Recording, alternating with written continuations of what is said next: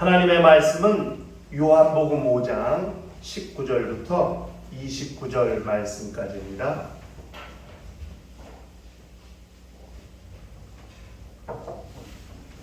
요한복음 5장 19절부터 29절 말씀까지입니다. 찾으셨으면 한 절 한 절씩 교독을 하도록 하시겠습니다. 그러므로 예수께서 그들에게 이르시되 내가 진실로 진실로 너희에게 이르노니 아들이 아버지께서 하시는 일을 보지 않고는 아무것도 스스로 할 수 없나니 아버지께서 행하시는 그것을 아들도 그와 같이 행하느니라. 아버지께서 아들을 사랑하사 자기가 행하시는 것을 보고 다 아들에게 보이시고 또 그보다 더 큰 일을 보이사 너희로 놀랍게 여기게 하시리라. 아버지께서 죽은 자들을 일으켜 살리신 같이 아들도 자기가 원하는 자들을 살리느니라. 아버지께서 아무도 심판하지 아니하시고 심판을 다 아들에게 맡기셨으니 이는 모든 사람으로 아버지를 공경하는 것 같이 아들을 공경하게 하려 하심이라. 아들을 공경하지 아니하는 자는 그를 보내신 아버지도 공경하지 아니하느니라. 내가 진실로 진실로 너희에게 이르노니 내 말을 듣고 또 나 보내신 이를 믿는 자는 영생을 얻었고 심판에 이르지 아니하나니 사망에서 생명으로 옮겼느니라. 진실로 진실로 너희에게 이르노니 죽은 자들이 하나님의 아들의 음성을 들을 때가 오나니 곧 이때라. 듣는 자는 살아나리라. 아버지께서 자기 속에 생명이 있음같이 아들에게도 생명을 주어 그 속에 있게 하셨고 또 인자됨으로 말미암아 심판하는 권한을 주셨느니라. 이를 놀랍게 여기지 말라. 무덤 속에 있는 자가 다 그의 음성을 들을 때가 오나니 다같이 선한 일을 행한 자는 생명의 부활로 악한 일을 행한 자는 심판의 부활로 나오리라. 아멘. 우리 신앙생활은 영원한 생명을 확보하고 사는 삶을 말하는 것입니다. 왜 영원한 생명을 얻었다고 하지 않고 영원한 생명을 확보했다고 하느냐 하면 아직 우리가 얻은 구원이 온전히 완성되지 않았기 때문입니다. 구원은 과거, 현재, 미래를 관통하는 개념이라고 말씀드렸죠. 과거 죄에서 구원을 받고 현재 지금 우리 삶 가운데서 생활 가운데서 구원을 받고 그 다음에 마침내 주 예수 다시 오시는 그날에 공중에서 주님을 영접하고 그 다음에 궁극적으로 주님이 예비하신 아버지에 들어가서 영원한 삶, 영생을 얻게 되는 것, 그것까지가 되어야 온전히 영생을 얻는 것이기 때문에 그래서 예수 이름을 믿어 의롭다함을 받는다. 칭의. 그렇다면 예수 믿은 다음에 어떻게 거룩한 삶을 살 것이냐? 성화. 그 다음에 마침내 우리가 부활 때에 영원한 몸을 입어서 영원한 하늘에서 사는 영화, 영어로는 글로리피케이션, 영화를 얻을 때까지 되어야 우리 구원이 완전해지는 것이고 온전해지는 것이고 마침내 그때 우리의 영생이 온전히 제대로 활동하고 작동하기 때문에 우리는 영생을 확보하고 사는 삶을 살고 있는 것입니다. 영원한 생명, 그걸 영생이라고 하는 겁니다. 영원한 생명, 그걸 영생이라고 하는 거예요. 영생을 얻고 산다는 것, 영생을 확보하고 산다는 것이 우리 피부로 잘 느껴지지 않죠? 눈 뜨고 보면 뭐 그날이 그날 같고 어제도 김치찌개 먹었는데 오늘도 김치찌개 먹고 아유 맨날 먹는 거 똑같고 에? 맨날 입는 옷 입고 맨날 돌아오는 계절 그대로 돌아오고 에? 겨울인가 싶더니 또 겨울이 오고 여름인가 싶더니 또 여름이 오고 별로 내가 영생을 얻긴 얻은 건가? 잘 느껴지지 않을 때가 있죠. 그런데 그걸 아셔야 돼요. 우리가 사망에 속해 있다는 것을 느끼고 삽니까? 영생을 얻었다는 것도 느끼지 못하지만은 사망 속에 있다는 것, 사망 안에 있다는 것도 느끼지 못하거든요. 우리가 어둠 속에 있다는 걸 느끼십니까? 못 느끼거든요. 지금 대낮이에요. 훤해요. 해 떴어요. 카네요. 지금 여기 불 켜놔가지고 여기 어둡다고 생각하는 사람이 어디 있어요? 한 명도 없거든요. 그런데 우리가 사망 안에 있다는 것, 어둠 위에 속해 있다는 것은 영적으로 보는 거거든요. 이 음부는 어두운 곳이에요. 저 우주 가서 보세요. 공중에 올라가서 이 비행기 타고 우주 안에 들어가서 우주를 보세요. 우주가 얼마나 깜깜한가. 태양이 우주 전체를 비추는 것 같습니까? 아닙니다. 태양은 이 태양계에만 비추는 거예요. 이 태양계를 벗어나면 역시 우주는 캄캄해요. 과학적으로도 우주가 캄캄하다는 걸 잘 알 수 있어요. 그러나 그것보다도 우리가 영적으로 보는 것은 정말 영원한 사망, 영원한 어둠, 그 어둠 속에 우리가 있다는 것을 그걸 잘 알아야 됩니다. 매우 중요한 거거든요. 여러분, 이 세상 임금은 마귀입니다. 마귀는 어둠의 주관자, 사망의 권세자예요. 그래서 로마서 5장 14절에는 뭐라고 말했냐면, 그러나 아담으로부터 모세까지 아담의 범죄와 같은 죄를 짓지 아니한 자들까지도 사망이 왕노릇하였나니. 아담은 오실 자의 편. 사망이 이 세상은 사망이 왕노릇하는 곳이에요. 사망의 권세자, 어둠의 주관자, 흑암의 권세자가 임금으로서 왕노릇하는 곳이에요. 어두워요. 깜깜해요. 우리는 그 속에 살고 있습니다. 그런데 이 어두운 곳, 이 깜깜한 사망에 속해 있던 자들이 이 사망을 벗어나고 이 어둠을 탈출할 수 있는 유일한 방법이 뭐냐면 예수 그리스도를 믿고 구원을 받아서 자기 영혼을 하늘로 옮기는 것, 그것만이 유일한 탈출 방법이라는 겁니다. 어디를? 사망을 탈출할 수 있고 어둠을 탈출할 수 있는 유일한 방법은 이 사망 안에서, 이 어둠에 속한 이곳에서 예수 그리스도를 믿어 영혼이 구원을 얻어서 마침내 자기 영혼을 하늘로 옮기는 것, 그것이 이 어둠을 벗어나고 이 사망을 탈출할 수 있는 유일한 방법이라는 것을 잘 알아야 됩니다. 골로새서 1장 13절에 그가 우리를 흑암의 권세에서 건져내사 그의 사랑의 아들의 나라로 옮기셨으니, 우리를 사랑의 아들의 나라로 옮기셨다. 이 흑암의 권세에서 벗어나서 당신의 나라로 우리를 옮기셨다고 성경은 그렇게 말씀하고 있습니다. 이 어둠을 벗어날 수 있고 이 사망을 벗어날 수 있는 유일한 방법은 예수 믿는 것밖에 없어요. 그것이 유일한 탈출입니다. 오늘 우리가 읽은 이 요한복음 5장 19절부터 29절까지의 말씀은 아들의 권세, 인자의 권한, 권세에 관한 말씀을 하고 있는 겁니다. 베데스다 목가에 38년 된 환자를 고치신 사건 때문에 예수와 유대인 사이에 갈등이 본격화됐다는 거예요. 충돌을 하고 있다는 거예요.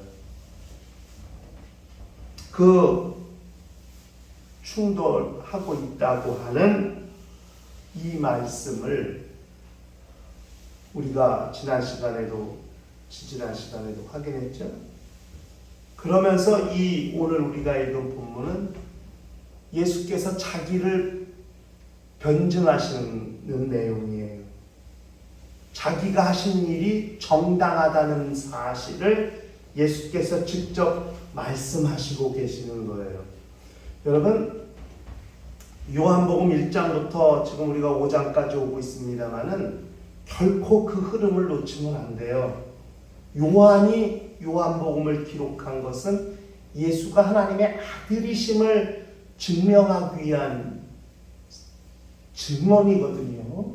그러니까 요한복음 1장, 2장, 3장까지는 예수가 어디서부터 오셨는지, 어디서부터 나오시고 출발하셨는지부터 시작해서 많은 사람들이 그를 그리스도라 증언하는 이야기를 1장부터 3장까지. 4장은 예수가 우물가 여인, 수가성에 들어가셔서 우물가 여인과 대화하시고 그 동네 사람들과 대화를 나누시면서 이젠 예수가 친히 당신이 그리스도인 것을 증언하신 거거든요. 그리고 요한복음 5장에서는 표적을 통해서, 5장부터는 표적을 통해서 당신이 그리스도라는 사실을 증언하시는 거예요.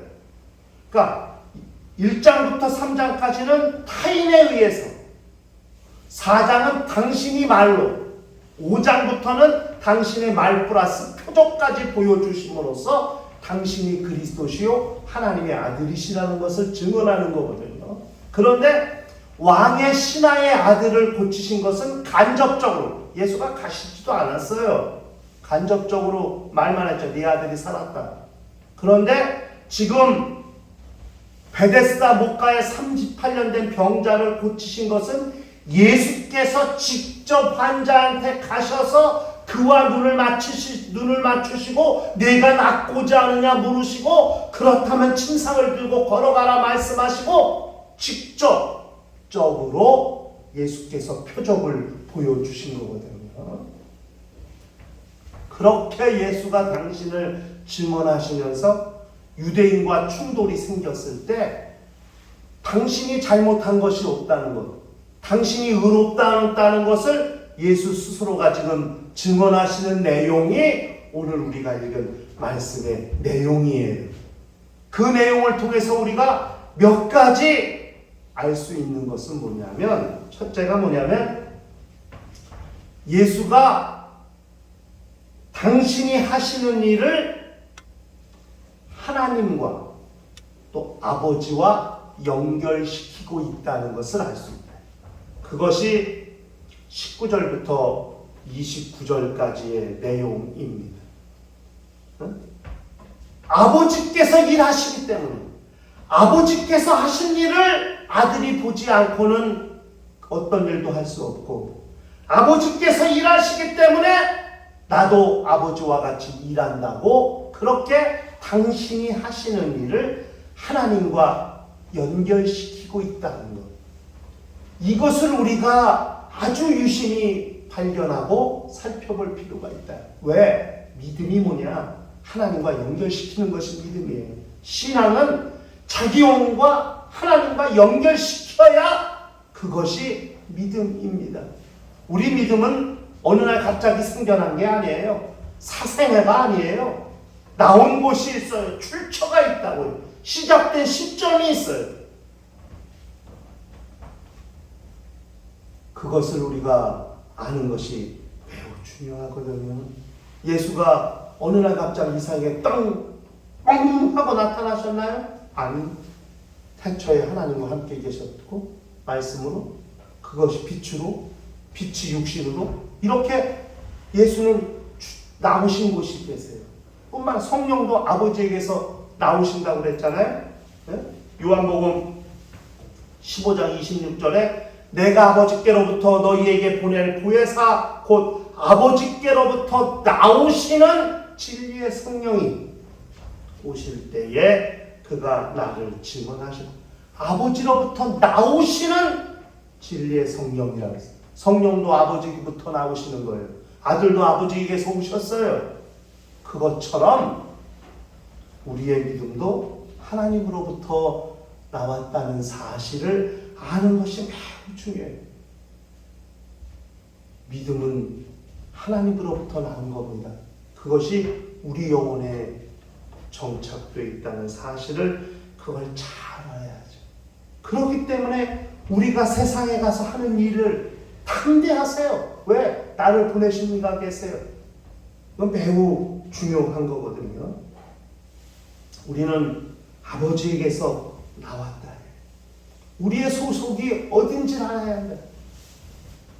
그것이 우리의 믿음이고 우리의 신앙입니다. 빌립보서 3절에서 그렇게 말했죠. 20절에 우리의 시민권은 하늘에 있는지라. 거기로부터 구원하는 자 곧 주 예수 그리스도를 기다리노니. 우리의 소속이 어디고 우리는 어디로부터 왔는지 매우 중요합니다. 신앙은 계속 그걸 되새김질할 수 있어야 돼요. 뭐냐? 나는 누구인가? 나는 누구인가? Who am I? 나는 누구인가? 나는 어디로부터 왔는가? 이거 굉장히 간단한 질문인 것 같지만 굉장히 중요하고 진지한 질문. 나는 누구인가? 항상 자기 자신을 향하여 자기의 정체성을 기억하고 사는 것이 매우 중요한데, 나는 누구인가? 나는 하나님의 자녀입니다. 나는 누구인가? 나는 이 세상에 살지만 앞으로 하늘에 갈 사람입니다. 나는 누구인가? 나는 예수 믿는 사람입니다. 나는 누구인가? 하나님의 자녀입니다. 나는 누구인가? 나는 예수 믿는 신앙인입니다. 이걸 계속 되새김질하듯 해야 어떤 위기, 어떤 시험, 어떤 환난이 오더라도 흔들리거나 무너지지 않습니다. 믿음. 나는 누구인가? 나는 어디로부터 왔는가? 내 영혼은 하늘로부터 왔습니다. 나의 신분은 하늘의 시민권자입니다. 이렇게 자기의 출처를, 자기의 소속을 분명히 하는 게 중요한 것. 지금 요한복음에서 끊임없이 예수께서 말씀하시는 것은 나는 아버지께로부터 왔다는 거예요. 그리고 아버지께서 일하시니 나도 일한다는 거예요. 아버지께서 말씀하신 그 일을 내가 한다는 거예요. 계속 그걸 주장하시는 거거든요. 예수는 어느 날 갑자기 나타나신 분이 아니라 아버지 하늘로부터, 아버지 품속에서 나오신 분이시고, 아버지께서 일하시는 것을 보고 당신도 그 일을 하신다는 사실을 그걸 계속 말씀하고 계신다. 이게 중요하다. 신앙은 하나님과 자기 영혼을 연결시키는 거예요. 이게 진짜 믿음이에요. 그래야 그 믿음이 변질되지 아니하고 방향을 잃지 않는다는 사실을 우리가 기억해야 됩니다. 매우 중요합니다. 예수에게서 뭘 발견하냐? 자기의 사역, 자기가 한 일을 하나님과 연결시키고. 그럼 우리 내가 나가서 복음을 전하는 거 다 하나님이 하신 일이고 예수께서 하신 일이기 때문에 우리도 그렇게 하는 거거든요. 매우 중요하다. 그 다음에 예수를 통해서 우리가 알 수 있는, 예수의 이 말씀을 통해서 우리가 알 수 있는 두 번째 내용은 뭐냐면, 자신이 하시는 일이 아버지께서 위임하신 일이다. 이렇게. 내가 하는 일은 아버지께서 위임한 일이다. 그러니까 그렇게 말씀했죠.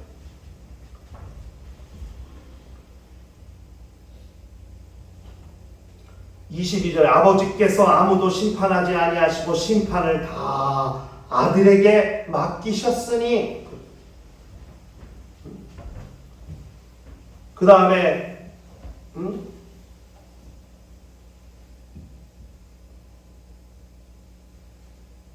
내가 진실로 진실로 너희에게 이르노니 내 말을 듣고 또 나 보내신 이를 믿는 자는 영생을 얻고 심판에 이르지 않으니 사망에서 생명으로 옮겼느니라.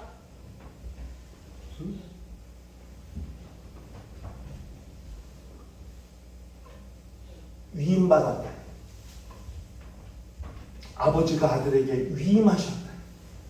그렇기 때문에 나는 합법적으로 그 일을 한다는 거예요. 왜? 아버지께서 지시하셨고 위임하셨기 때문에. 이게 매우 중요한 신앙의 노선입니다. 아버지께서 일하시기 때문에 자신도 일하신다는 것뿐만 아니라 내가 하는 이 일은 아버지께서 위임하신 일이라 하는 거죠.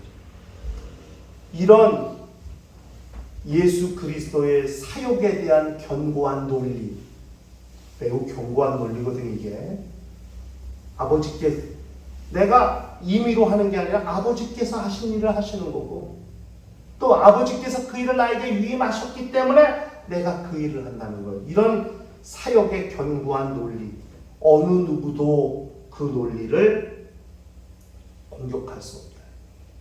그렇기 때문에 이런 예수 그리스도의 자기 변호는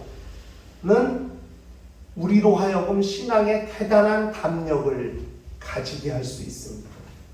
우리가 세상에 나가서 복음을 전하는 것, 이거 내 임의로 전하는 게 아니라 예수께서 우리에게 위임하셨기 때문에 우리가 복음을 전한다는 거예요. 예수께서 우리에게 명하셨고 위임하신 일이라는 거예요. 마태복음 28장 19절 20절에 그렇게 말씀하시지 않았어요? 네? 그러므로 너희는 모든 민족을 제사로 삼아 아버지와 아들과 성령의 이름으로 침례를 베풀고 내가 너희에게 분부한 모든 것을 가르쳐 지키게 하라. 볼지어다 내가 세상 끝날까지 너희와 항상 함께 있으리라. 마가복음 16장 15절 이하에도 그렇게 말씀했죠. 마지막에 제자들이 나가 두루 전파할세 주께서 함께 역사하사 그 따르는 표적으로 말씀을 확실히 증거하신다고 온 천하에 다니며 만민에게 복음을 전파. 예수께서 제자들에게 마지막에 위임하신 내용을 기록하고 있는 거 아닙니까? 그것이 우리 믿음의 담력이 됩니다. 우리가 세상에서 주의 일을 하는 것은 아버지께서 하신 일이시고 예수께서 우리에게 위임하신 일인지라 거역할 수 없고 순종해야 되는 일이고, 그런 담력을 가지고 담대히 감당할 수 있는 일이라는 사실을 우리가 그것을 기억해야 하는 거죠. 영적 생활은 그렇게 하는 거예요. 주님이 우리에게 위임하셨기 때문에 예수에게서 배우는 거예요. 당신을 공격하고 당신을 핍박하는 유대인들에게 나는 아버지께서 하신 일을 하는 것이고 아버지께서 나에게 위임하셨기 때문에 난 이 일을 하는 것이라고 그렇게 자신을 변호하고 계신다는 사실을 우리가 기억해야 됩니다. 그리고 마지막으로 우리가 예수께서 하신 말씀을 통해 알 수 있는 것은 사망에서 생명으로 옮길 수 있는 유일한 방법이 뭐냐? 그것은 오직 아들의 말씀을 듣는 겁니다. 그것이 사망에서 생명으로 옮기는 유일한 방법입니다. 본문에 그렇게 말씀했잖아요. 진실로 진실로 너희에게 이르노니 죽은 자들이 하나님의 아들의 음성을 들을 때가 오나니 곧 이때라. 듣는 자는 살아나리라. 하나님의 아들의 음성을 듣는 자, 네? 그는 생명의 부활로 나올 것이요 말씀하셨다. 사망에서 생경으로 옮겨질 수 있는 유일한 방법은 하나님의 아들의 음성을 듣는 것밖에 없어요. 왜? 하나님의 말씀이 생명인지라. 아버지께서 아들에게 주신 그 말씀을 들을 때만이 사망에서 생명으로 옮겨줄 수 있다는 사실을 잘 알아야 됩니다. 여기 옮겼다, 사망에서 생명으로 옮긴다고 할 때 이 옮긴다는 말이 뜻이 뭐 장소를 바꾼다 이 뜻이에요. 원어적으로. 다시 말하면 음부 가운데 살고 어둠 가운데 살던 사람이 하나님의 아들의 음성을 들을 수만 있다면 어둠의 장소에서 영광의 장소로, 사망의 장소에서 생명의 장소로 장소를 옮길 수 있다고 그렇게 예수께서 말씀하시는 겁니다. 사망에서 생명으로 장소가 바뀐 상태로 사는 것, 그것이 우리의 영적 생활이라는 것을 우리가 기억할 필요가 있는 거죠. 그냥 필요하고 중요한 거죠.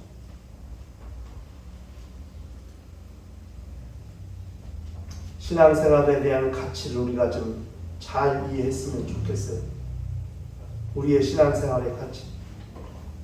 우리 눈으로는, 육안으로는 확인이 될 수 없고 육안으로는 보이지 않기 때문에 인정하지도 않고 믿지도 않고 또 의심하기도 하고, 내가 생명을 얻었다는 사실이, 사망에서 생명으로 옮겼다는 사실이 믿어지지도 않고 느껴지지도 않겠지만은, 그러나 그 사실을 믿는 것이 신앙이고, 그렇게 믿었다면 우리는 영생을 확보하고 사는 성도라는 사실을 실감해야 됩니다. 육안으로는 볼 수 없어요. 영안이 열려야 볼 수 있는 거예요. 하늘을 향해 우리의 시선, 영원한 눈이 열릴 때 보여질 수 있는 거예요. 여러분, 열왕기 하에 가면 엘리사 시대에 그 엘리사가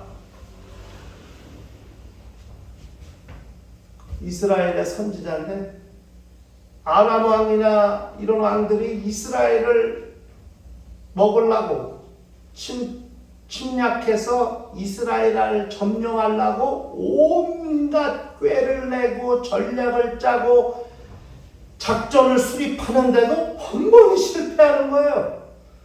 그래가지고 아람 왕이 화가 나가지고 도대체 왜, 야 이거 우리가 무슨 공개 토론한 것도 아니고 이 밀실에서 우리끼리 얘기해서 작전을 수행했는데 이게 왜 매번 실패하냐? 도대체 어떻게 된 거야? 우리 안에 첩자가 있는 거야? 누구야? 그랬더니 왕의 신하가 말하기를, 왕이시여, 그게 아니고요, 이스라엘에 엘리사가 있기 때문입니다. 엘리사가 기도해가지고 우리 골방에서 들은 것도 다 하나님께 기도해갖고 하나님께서 그 사실을 엘리사에게 알려주기 때문에 엘리사가 그 나라 임금한테 얘기해가지고 그 나라가 그렇게 우리의 작전을 미리 알고 다 방비하는 거라고. 그랬더니 왕이 성질이 나가지고서, 야 엘리사 어디나 좀 알아봐라. 예, 어느 성에 있대요. 그래, 야 가서 엘리사 잡아와. 그래갖고 군대를 파송해갖고 그 엘리사가 있는 성을 겹겹이 군사가 에워쌌습니다. 열왕기하 6장 14절부터는 아침에 엘리사의 몸종이 게하시라는 사람인데, 게하시가 일어나서 밖을 나가봤더니 깜짝 놀라서 적군이 그냥 몇 겹을 상을 포위하고 있는 거야. 놀래갖고 스승한테 왔어요. 선생님 큰일 났어요. 큰일 났어요. 왜? 그랬더니 지금이야 아람 군대가 지금 이 성을 이렇게 겹겹이 둘러쌌다고. 그래서 스승이, 그래? 아니 뭐 걱정도 안 하고, 그래? 아니 걱정 안 되세요? 왜? 왜 걱정해야 돼? 아니 적군이 이렇게 쳐들어왔다니까요. 야, 저들 감싸고 우리 군이 더 많아. 예? 우리 군이 더 많다고. 뭘 많아야 한 명도 안 보이는데. 그래서 엘리사가 기도해갖고 게하시 눈을 열어서, 그 사환의 눈을 열어서 우리와 함께한 자가 저들보다 많다는 것을 보여달라고 했더니 게하시의 영안이 열려서 불말과 불병거들이 그냥 그 아람 군대를 둘러싸고 있는 것을 보게 하셨다. 그 사건이 열왕기하 6장 14절부터 17절까지 나와요. 우리 나왔으니까 같이 한번 다 같이 열왕기하 6장 14절부터 17절까지를 다 같이 한번 읽읍시다. 시작. 왕이 이에 말과 병과 많은 군사를 보내매 그들이 밤에 가서 그 성문을 에워쌌더라. 하나님의 사람의 사환이 일찍 일어나서 나가보니 군사와 말과 병거가 성읍을 에워쌌는지라. 그의 사환이 엘리사에게 말하되 내 주여 우리가 어찌하리까 하니 대답하되 두려워하지 말라. 우리와 함께한 자가 그들과 함께한 자보다 많으니라 하고 기도하여 이르되 여호와여 원하건대 그의 눈을 열어서 보게 하옵소서 하니 여호와께서 그 청년의 눈을 여시매 그가 보니 불말과 불병거가 산에 가득하여 엘리사를 둘렀더라. 이렇게 나왔대. 우리 눈에 보이지 않는다 했어. 없는 것이 아닙니다. 세상 사람들은 자꾸 눈에 보이는 것으로만 믿고 확증하려고 그래요. 눈에 보이지 않아요. 하늘 가는 길이. 그러나 있습니다. 눈에 보이지 않아요. 생명을 얻었다는 사실이. 그러나 확실히 생명 얻은 사실은 확실한 겁니다. 예수께서 말씀하시는 거예요. 너희 신앙이 온전하려면 하나님과 연결시켜라. 너희 믿음을.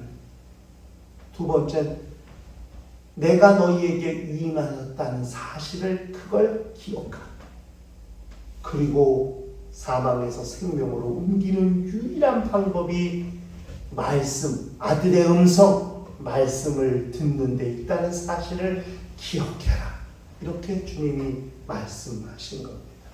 당신이 하시는 사역을 정당하게 변호하시면서 오늘날 이 시대를 사는 신앙인들이 어떤 신앙을 가져야 할지 함께 말씀하고 계신다는 사실을 기억하고 내 영혼을 하늘과 이어지도록 주님이 위임하신 거룩한 존재라는 사실을 마침내 사망에서 생명으로 옮길 수 있는 길이 하나님의 말씀을 듣는 것에 있다는 것을 기억하며 믿음은 들음에서 난다는 사실을, 들음은 하나님의 말씀으로 말미암는 사실을 기억하면서 사망에서 생명으로 옮겨져 살고 있는 존재라는 사실을 우리 모두가 다 각자 확인하고 깨닫고 믿으며 이 영적 세상, 이 어둠의 세상, 이 신앙생활을 넉넉히 잘 감당할 수 있는 심령과 가정과 교회가 되시기를 주의 이름으로 축원합니다.